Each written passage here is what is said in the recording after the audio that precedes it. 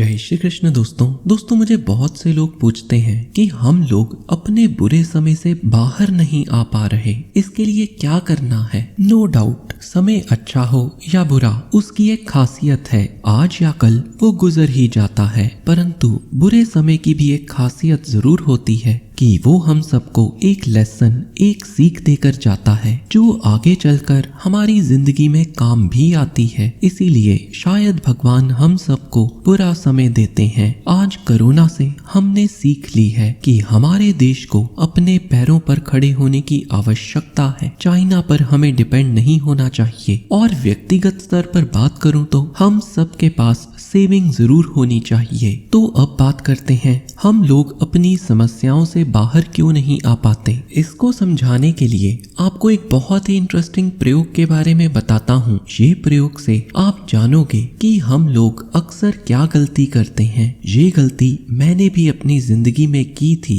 और इसका अच्छा खासा फल भी भुगता था। वैज्ञानिकों ने एक शोध किया एक मेंढक पे। वैज्ञानिकों ने मेंढक को एक बर्तन में रखा, उस बर्तन में पानी डाल दिया, फिर उस बर्तन को धीरे धीरे गर्म करना शुरू किया। जब पानी गर्म हुआ तो मेंढक ने अपने शरीर को पानी के तापमान के साथ एडजस्ट कर लिया। पानी थोड़ा और गर्म हुआ तो मेंढक ने फिर से खुद को एडजस्ट कर लिया। वैज्ञानिक पानी को गर्म करते रहे और मेंढक खुद को तब तक पानी के तापमान के हिसाब से एडजस्ट करता रहा जब तक कि पानी उबलने नहीं लगा। और जब पानी खौलने लगा और पानी का तापमान मेंढक के बर्दाश्त के बाहर हो गया तो मेंढक ने निर्णय लिया कि वह पानी से बाहर आ जाएगा, क्योंकि पानी के इतने गर्म होने पर मेंढक के शरीर को पानी के गर्मी के अकॉर्डिंग एडजस्ट करना संभव ना था। इसलिए पानी से बाहर आना अब जीने मरने का सवाल था। परंतु इस समय मेंढक की सारी एनर्जी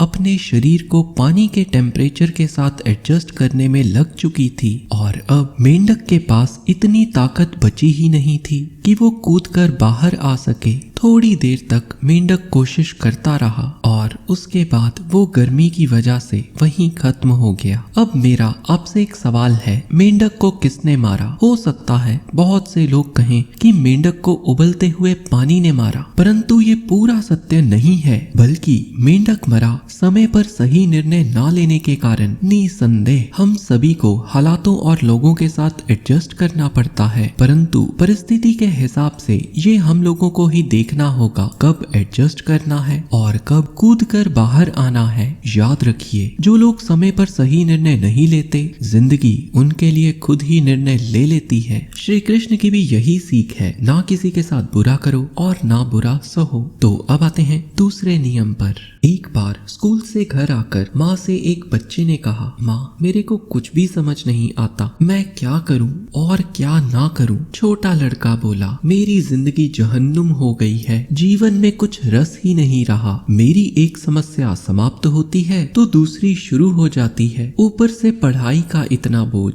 बच्चे की माँ बच्चे को रसोई में ले गई और गैस की 2 आंच पर एक एक बर्तन रख दिया और गैस की तीसरी आंच खाली रहने दी। पहले बर्तन में बर्फ रख दी, दूसरे बर्तन में मक्खन रख दिया और गैस की तीसरी आंच पर पापड़ रख दिया। बेटा माँ से चिढ़कर बोला, माँ तुम क्या कर रही हो? माँ ने कुछ नहीं कहा, बल्कि गैस जलाकर तीनों को थोड़ी देर के लिए पकने दिया और ठीक 20 मिनट बाद गैस को बंद कर दिया। माँ ने पूछा, तुमने क्या देखा? बेटा बोला, पिघली बर्फ, पिघला मक्खन और पापड़। माँ मुस्कुराई, तीनों को एक एक प्लेट में डाला। माँ ने अब बर्फ को दिखाते हुए कहा, गैस पर रखने से सख्त बर्फ पानी बन गई। पहले बर्फ कितनी सख्त थी, एकदम ढीठ थी, और जब गर्म आंच पर उबाली गई तो वो एकदम पिघल कर अपना अस्तित्व खो बैठी। बहुत से लोग ऐसे ही होते हैं, वो मुसीबत आने पर हिम्मत छोड़कर कर्म करना बंद कर देते हैं। फिर माँ ने पापड़ की ओर इशारा करते हुए बोला, इसके उलट पापड़ पहले नरम था,